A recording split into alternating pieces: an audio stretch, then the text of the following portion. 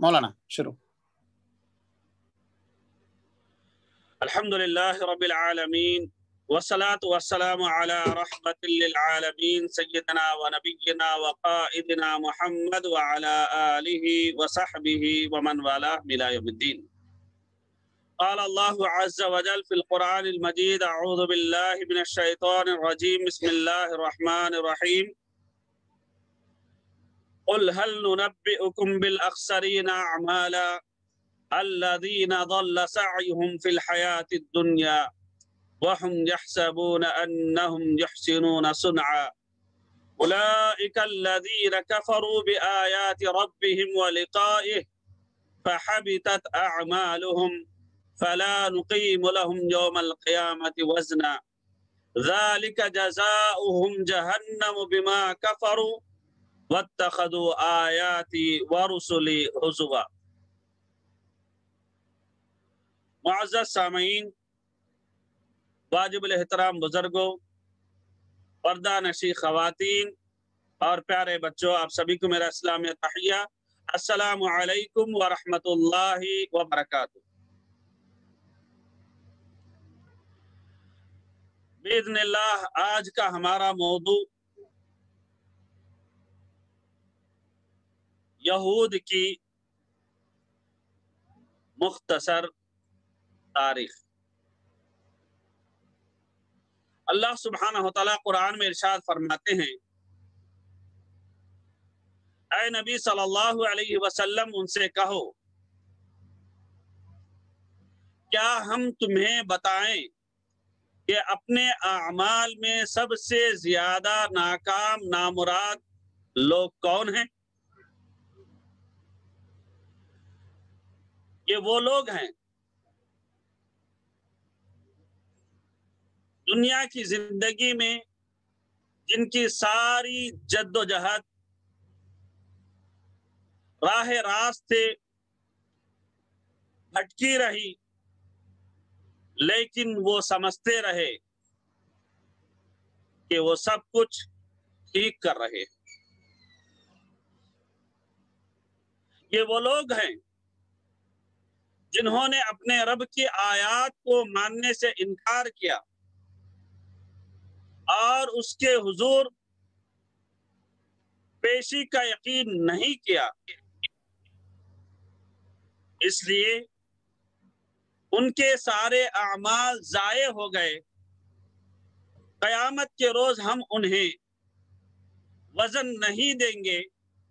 ان کی سزا جہنم ہے اس کفر کے بدلے جو انہوں نے کیا اور اس مذاق کی پاداش میں جو میری آیات اور میرے رسولوں کے ساتھ کرتے تھے. معزز سامعین، یہود اور نصارہ جن کے تعلق سے اللہ سبحانہ و تعالیٰ نے صاف صاف الفاظ میں قرآن میں ارشاد فرمایا، وَلَن تَرْضَى عَنْكَ الْيَهُودُ وَلَا النَّصَارَى حَتَّى تَتَّبِعَ مِلَّتَهُمْ. اے نبی صلی اللہ علیہ وسلم، یہ آپ سے اس وقت تک راضی نہیں ہوں گے جب تک کہ آپ ان کے ملت کی اتباع نہ کر لو. یہود و نصارہ وہی ہیں جن کو اللہ سبحانہ و تعالیٰ نے اہل کتاب سے خطاب فرمایا اور کہا، قل یا اہل الکتاب تعالوا الى کلمۃ سواء بیننا وبینکم، کہ ہمارے درمیان جو چیز یکساں ہے اس کی طرف پلٹ آؤ. یہود و نصارہ وہی ہیں جن کے تعلق سے اللہ سبحانہ و تعالیٰ نے قرآن کی پہلی سورت فاتحۃ الکتاب میں فرمایا، غیر المغضوب علیہم ولا الضالین.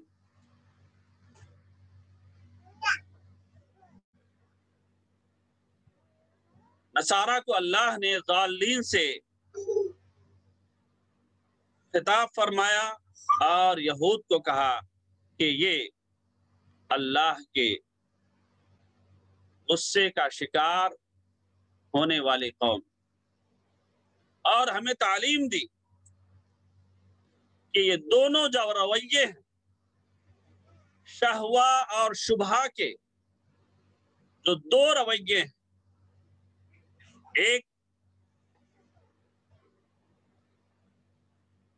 دنیا کی رنگریلیاں ان کو اتنی پسند تھی کہ انہوں نے انبیاء کا قتل کرنا کوئی جرم نہیں سمجھا، یہود۔ اس طرح وہ اللہ کے غضب کا شکار ہوئے۔ اور دوسری ملت عیسیٰ علیہ السلام کے معاملے میں اس قدر شبہ کا شکار ہوئی کہ ان کو بالآخر خدا بنا بیٹھی۔ اور ہمیں اللہ سبحانہ وتعالیٰ نے یہ تنبیہ کی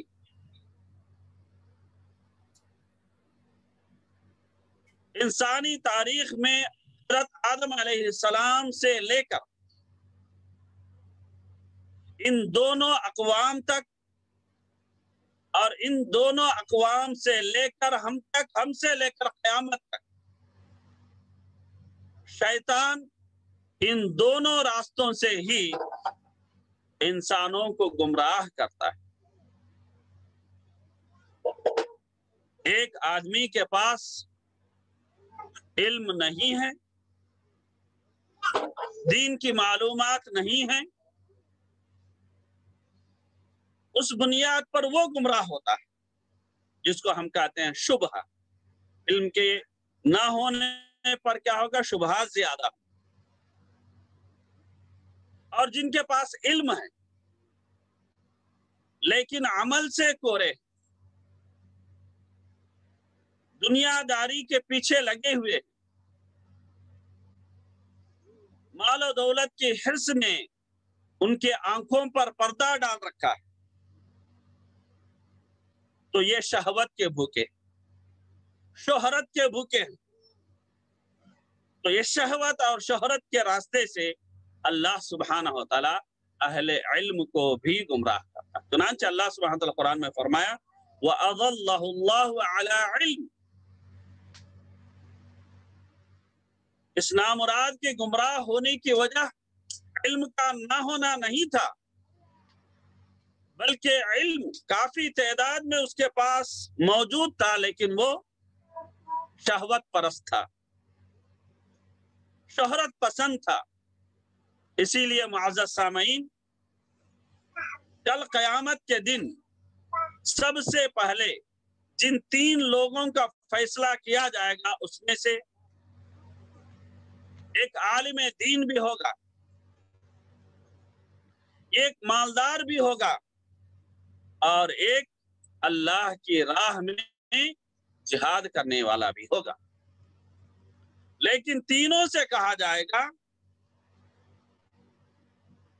تمہارا معیار، مقصد اور نیت اللہ سبحانہ وتعالیٰ کی خوشنودی اور رضامندی نہیں تھی، بلکہ خود پسندی تھی، شہرت پسندی تھی، شہوت کے تم بھوکے تھے، جس کی وجہ سے تم نے یہ سب کیا۔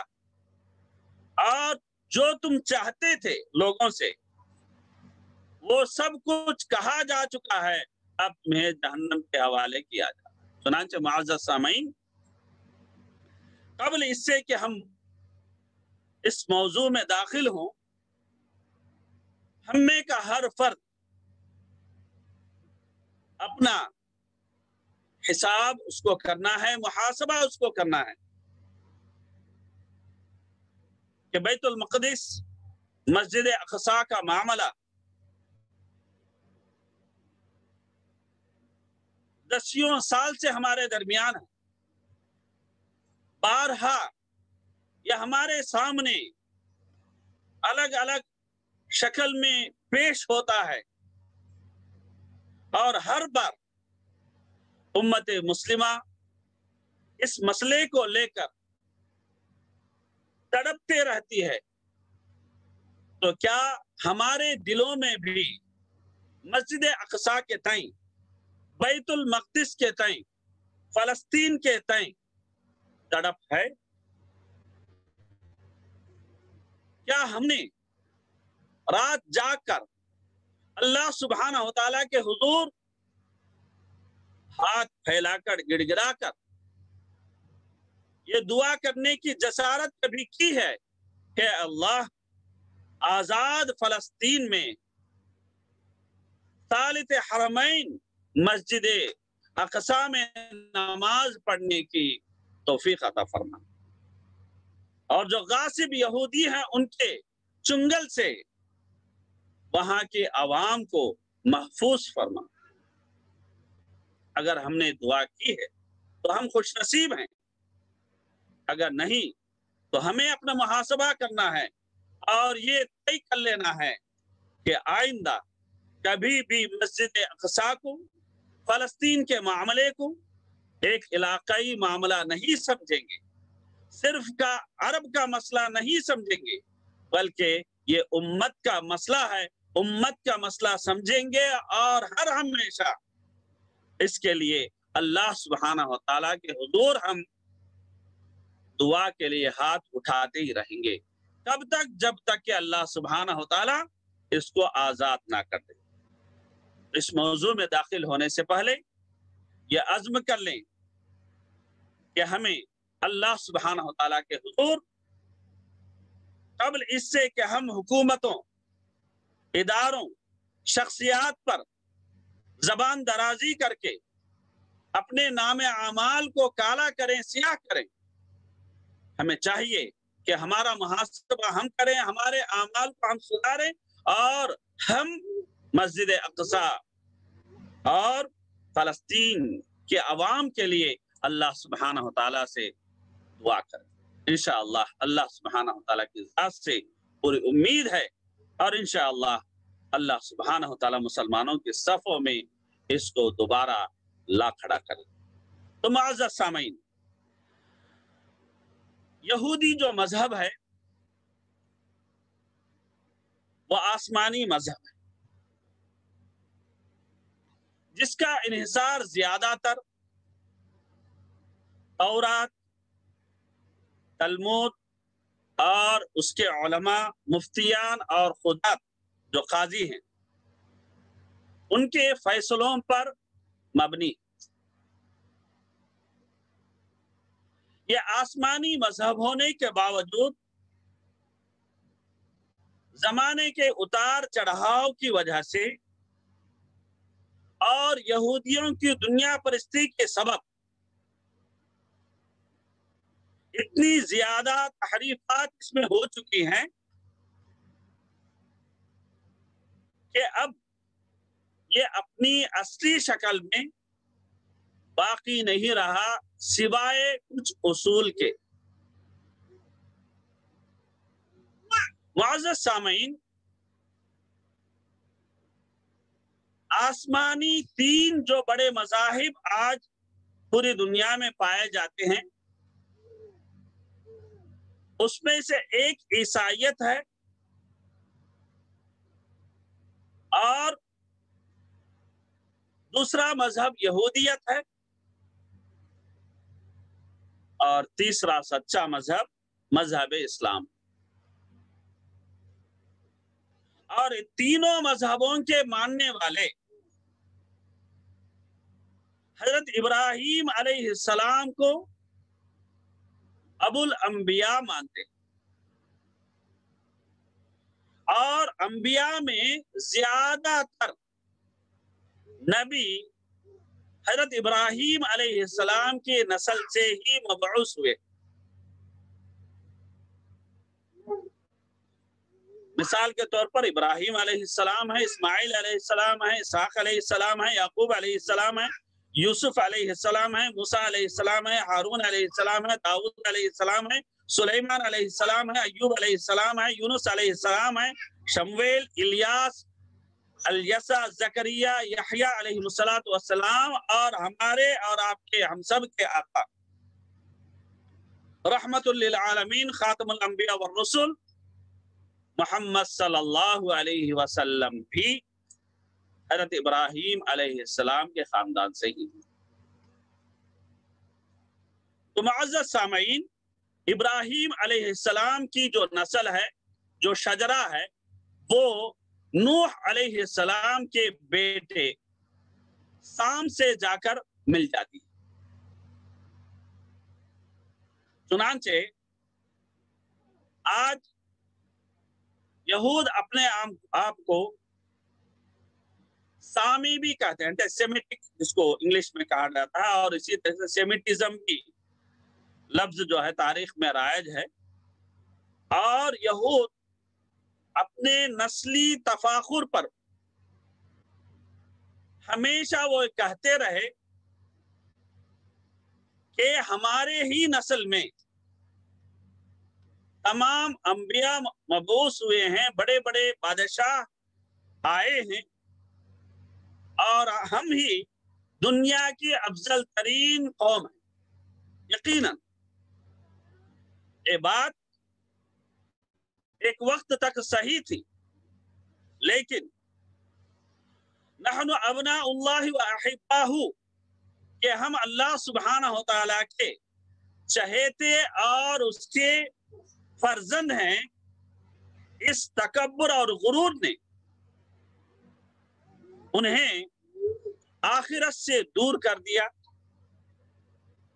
دنیا کی لالچ ان کے اندر گھر کر گئی. حب الدنیا و کراہیت الموت، موت سے نفرت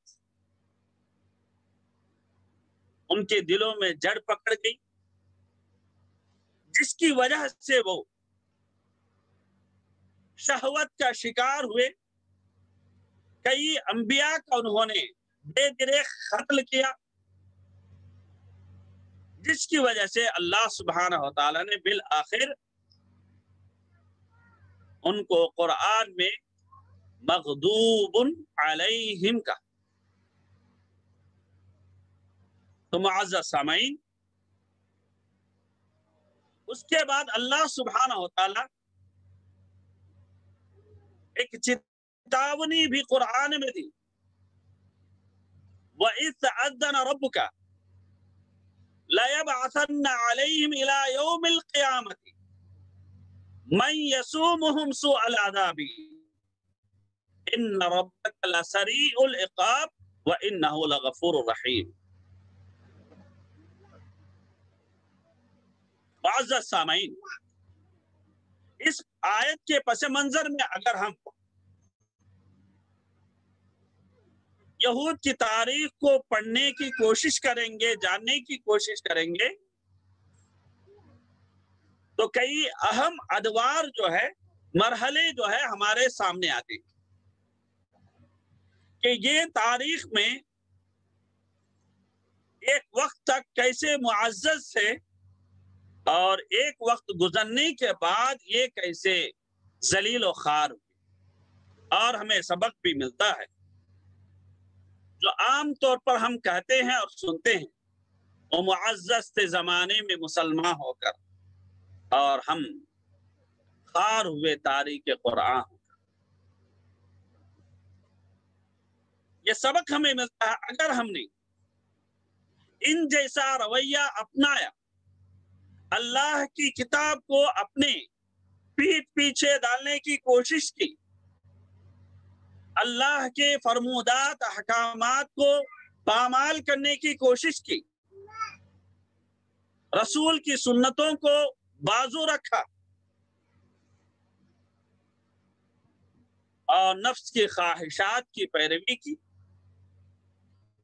تو اللہ سبحانہ و تعالیٰ ہمیں چتاونی دے رہے ہیں کہ تمہیں بھی عزت دی گئی تھی، اور الحمدللہ ابھی بھی ہم پوری دنیا میں اگر آپ کے حالات کچھ بھی ہوں، معزز ہی ہیں. کئی ممالک ہمارے زیر اقتدار میں ہیں، اگر حالات ایسے ہی رہے، ہم میں سدھار اگر نہ آئے، ہم اپنا محاسبہ نہ کریں، ہمیشہ جو ہے سامنے والے کو مد مقابل کو نشانہ بناتے ہوئے اعتراض کرتے ہوئے یہ ہمارا وقت اگر گزارتے، کوئی فیوچر پلاننگ ہمارے پاس نہ ہو، تو اللہ سبحانہ تعالی ہم سب کی حفاظت فرمائے کہ اللہ سبحانہ تعالی اور بھی خستہ حالت کا شکار ہمیں کر سکتے، اللہ ہم سب کی حفاظت۔ تو معزز سامعین، پہلا دور ان کے اکابرین کا ہے۔ اس دور میں حضرت ابراہیم علیہ السلام سے لے کر حضرت یوسف علیہ السلام تک کے احوال جو ہے شمار ہوتے۔ یہ مرحلہ پہلا جو دور کا پہلا مرحلہ ہے، حضرت ابراہیم علیہ السلام سے لے کر حضرت یوسف علیہ السلام تک یہ جو سلسلہ ہے چلتا ہے۔ اس کے بعد دوسرا جو مرحلہ ہے بنی اسرائیل کا مصر سے نکلنا اور فلسطین میں داخل ہونا۔ اس دور میں حضرت موسیٰ علیہ السلام، ہارون علیہ السلام، یوشع بن نون علیہ السلام، یہ سبھی معزز شخصیات ان کی نگرانی میں، رہنمائی میں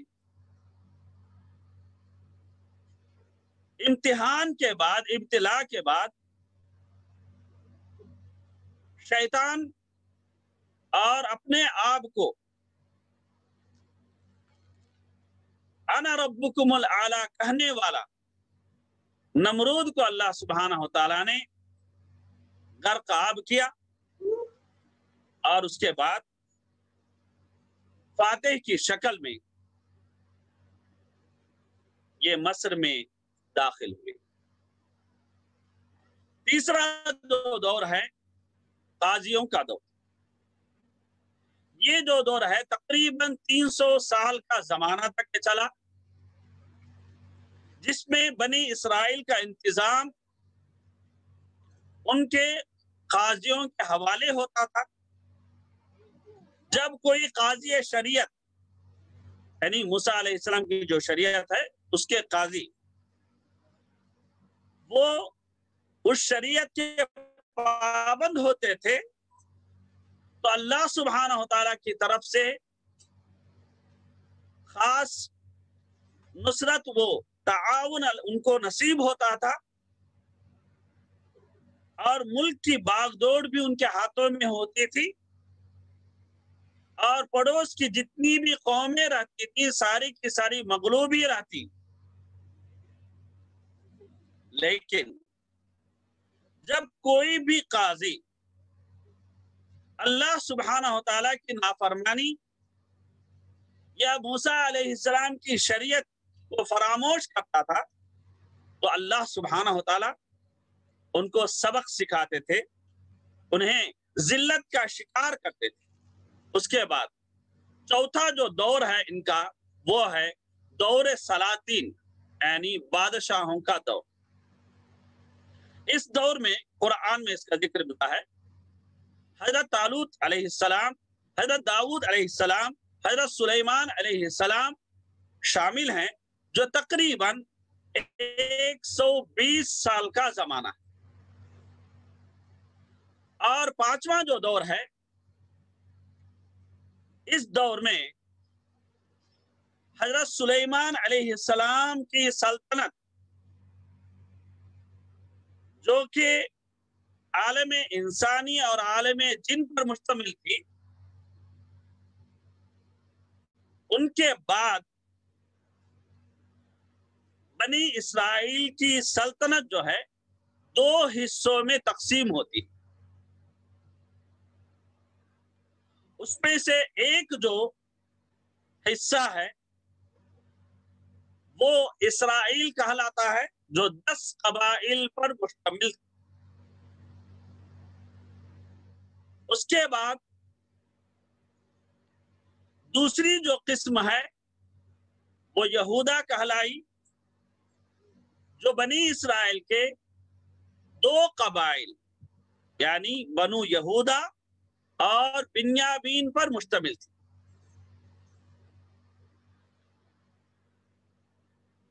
یہاں ہمیں یہ بات یاد رکھنی ضروری ہے، یعقوب علیہ السلام کے کل اولاد 12 تھے، تو یہاں اسرائیل جو ایک قسم، ایک گروہ جو ہے الگ ہوا، وہ 10 اولاد اور ان کے خاندان سے جڑا ہوا تھا، اور اس کے بعد یہودا کے نام سے جو مشہور ہوا وہ 2 اولاد یعنی بنو یہودا اور بنیامین کے اولاد پر یہ مشتمل ہے۔ تو یہ ان کی جو حکومت ہے 721 قبل مسیح، یعنی جس کو ہم کرسط سے کم کہتے ہیں، اس سے پہلے 721 قبل مسیح یہودا کی حکومت تھی۔ تب سے لے کر کب تک اس کی حکومت تھی؟ اگر آپ لیں 580 پر 4 تک اس کی حکومت تھی، لیکن بعد میں اس کا دور بھی ختم ہو گیا۔ معزز سامعین، اس کے بعد ان کا جو دور آتا ہے وہ دور جلا وطنی۔ یہ وہ دور ہے جب بنی اسرائیل کی شمالی حکومت یعنی اسرائیل کے 10 قبائل ہمیشہ کے لیے جلا وطن کر دیے گئے، اور آج تک ان کا کوئی پتہ نہیں ہے، کوئی جانتا نہیں ہے کہ وہ کس وادی میں کھو گئے۔ اسی لیے ان بنی اسرائیل کے قبائل کو کھوئی ہوئی بھیڑ کا لقب دیا گیا۔ اس کے بعد کا جو دور ہے معزز سامعین، بنی اسرائیل یا یہودا کی بابل سے واپسی۔ تو بہرحال ان کے الگ الگ ادوار ہیں، جن ادوار میں اللہ سبحانہ و تعالیٰ نے ان کے عمل کے حساب سے ان کو عزت بھی دی ہے، اور جب بد عملی ان میں عام ہوئی تو اللہ سبحانہ و تعالیٰ نے انہیں ذلت کا شکار بھی کیا اور سبق بھی سکھایا۔ تو معزز سامعین، بالآخر یہود ایک مرحلے کے بعد شہنشاہ قیصر کہ عیسائیت قبول کر لینے سے لے کر آج تک بھی اگر آپ لے لیں تو یہ یہودی جو قوم ہے عیسائیوں کے زیر اقتدار آج بھی یہ پائے جاتے ہیں، اور اسی طریقے سے یہود مسلمانوں کے زیر اقتدار اگر آپ لیں تو محمد صلی اللہ علیہ وسلم دور نبوی صلی اللہ علیہ وسلم سے لے کر آج تک یہ مسلمانوں کے زیر اقتدار میں زندگی بسر کر رہے ہیں۔ اب اسرائیل میں ان کا واپس ہونا اور ایک ملک کے طور پر اس کو منوانے کی جو کوشش انہوں نے کی ہے، اس کے تعلق سے بھی ہم انشاءاللہ جانیں گے۔ قبل اس سے ہم یہ جاننے کی کوشش کرتے ہیں کہ یہودی اور مسلمانوں میں، اسلام یا یہودیت میں کیا تضاد پایا جاتا ہے۔ تو سب سے پہلے توحید۔ اسلام خالص توحید کی تعلیم دیتا ہے، کسی بھی طرح کا ذرا سا بھی شرک اسلام میں برداشت نہیں ہے، بلکہ اللہ سبحانہ وتعالی فرماتے ہیں ان اللہ لا یغفر ان یشرک بہ ویغفر ما دون ذلک، کہ ایک شرک ایسا جرم ہے جس کو چھوڑ کر اللہ سبحانہ وتعالی سارے گناہ معاف کر سکتے، اور اللہ فرماتے ہیں الا للہ الدین الخالص، کہ دین کو ہمیں صرف اللہ کے لیے خالص کرنا ہے۔ اور اللہ فرماتے ہیں فدعوا اللہ مخلصین لہ الدین، تم سے جڑا ہوا کوئی بھی معاملہ ہو اس کو تم نے اللہ سبحانہ و تعالیٰ کے لیے خاص کرنا ہے۔ لیکن یہودیت میں حالانکہ یہ بات پائی جاتی ہے کہ ہمارا معبود ایک ہی ہے، اور اولڈ ٹیسٹمنٹ اس بات پر زور دیتی ہے کہ اللہ سبحانہ و تعالیٰ اکیلا ہی صحیح معبود ہے، لیکن یہودیت کے بعد طبقات حضرت عزیر علیہ السلام کو خدا کا بیٹا مانتے ہیں، جیسا کہ قرآن کریم میں سورۃ التوبہ میں اللہ سبحانہ وتعالی فرماتے ہیں وقالت الیہود عزیر ابن اللہ، اور تاریخی تحقیق سے بھی یہ بات ثابت ہوئی کہ فلسطین میں بھی یہود کا ایک طبقہ ایسا موجود تھا جو حضرت عزیر علیہ السلام کو اللہ سبحانہ و تعالیٰ کا نعوذ باللہ بیٹا مانتا تھا۔ لیکن آج ایک عام یہودی سے آپ اگر پوچھیں گے تو وہ اس بات کا انکار کرتا ہے، دلوں کا بھید صرف اللہ سبحانہ و تعالیٰ کو۔ دوسری جو تضاد اسلام اور اس میں پائی جاتی ہے وہ کتابیں ہیں۔ دین اسلام کی اہم ترین کتاب قرآن کریم ہے، اور اس کے بعد حدیث کا مرتبہ ہے۔ قرآن کریم میں کسی بھی قسم کی تحریف نہیں ہوئی اور نہ ہی ہو سکے گی، کیونکہ اس کے حفاظت کی ذمہ داری اللہ سبحانہ و تعالیٰ نے خود لیتے ہوئے فرمایا انا نحن نزلنا الذکر وانا لہ لحافظون، کہ ہم نے اس قرآن کو نازل فرمایا اور ہم ہی اس کی حفاظت کرنے والے قیامت تک۔ اب یہودیت کو اگر آپ لیتے ہیں، یہودیت میں اہم ترین کتاب تورات ہے، اور اس کے بعد تلمود کا مرتبہ ہے۔ تو معزز سامعین، یہ جو آج مارکیٹ میں بائبل کے نام سے جو کتاب معروف ہے،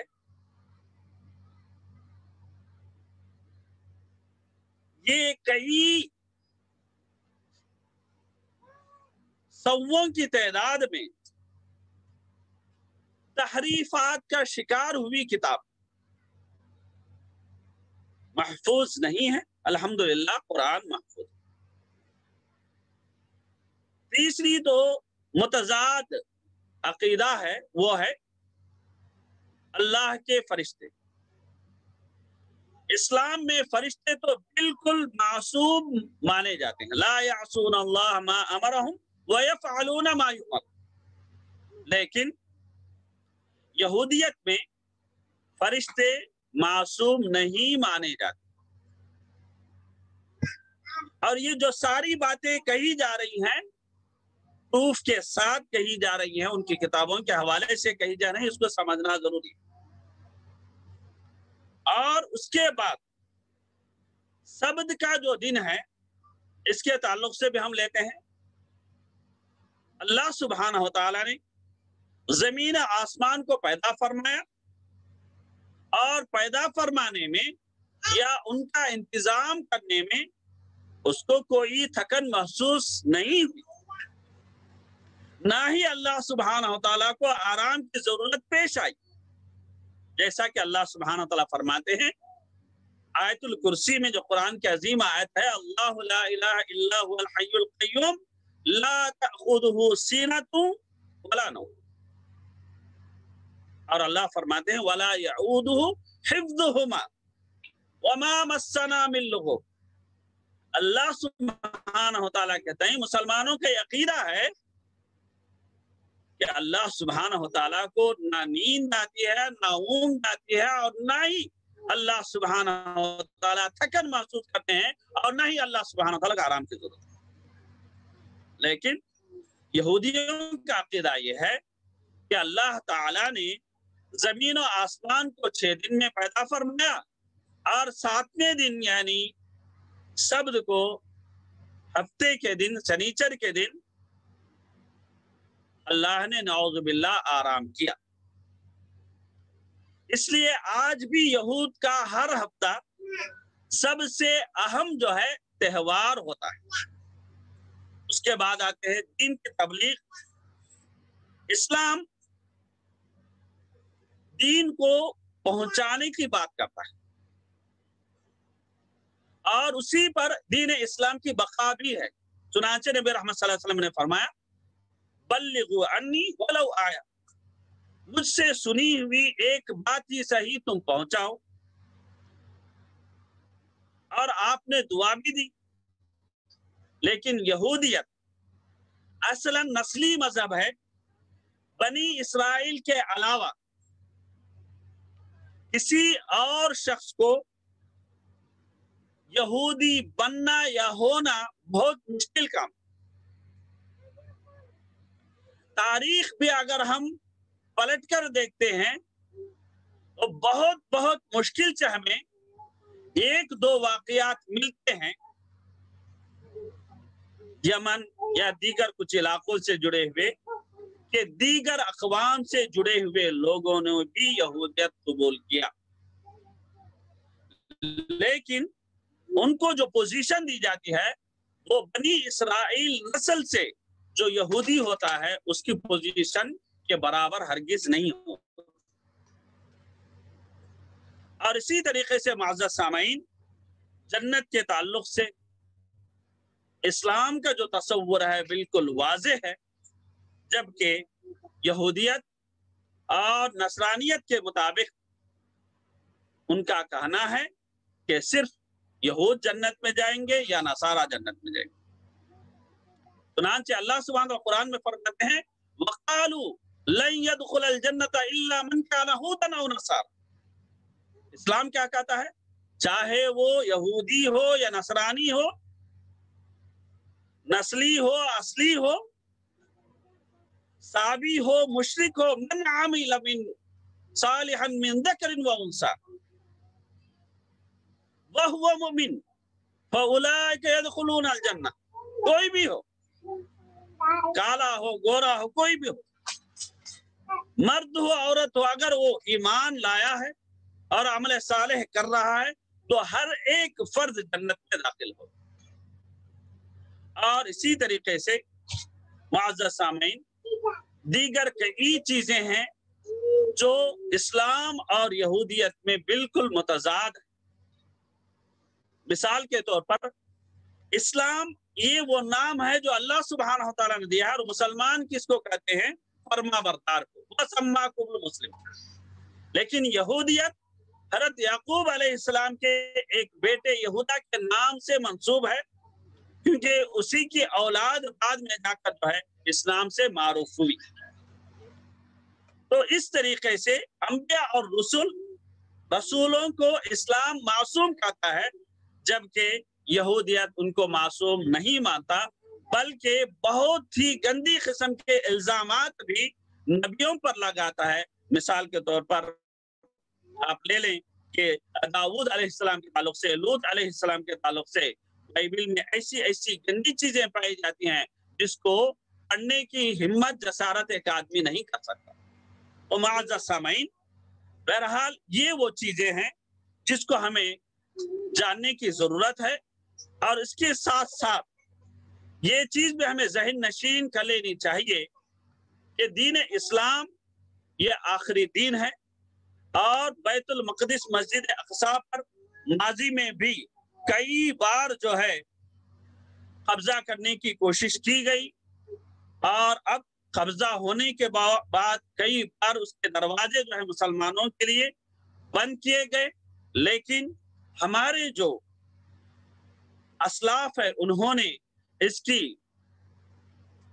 تقدس کو باقی رکھا، اور ہمیشہ مسجد اقصی اور فلسطین کے معاملے میں وہ اتنے حساس تھے کہ دنیا کی ساری دولت بھی ان کے قدموں پر ڈال دی جاتی تو وہ اس کو اس کے بدلے بیچنے کے لیے کبھی تیار نہیں ہوئے، لیکن بعد میں کچھ مفاد پرست ہوئے جس کی وجہ سے یہ مقدس سرزمین غاصب یہودیوں کے ہاتھ گئی ہے۔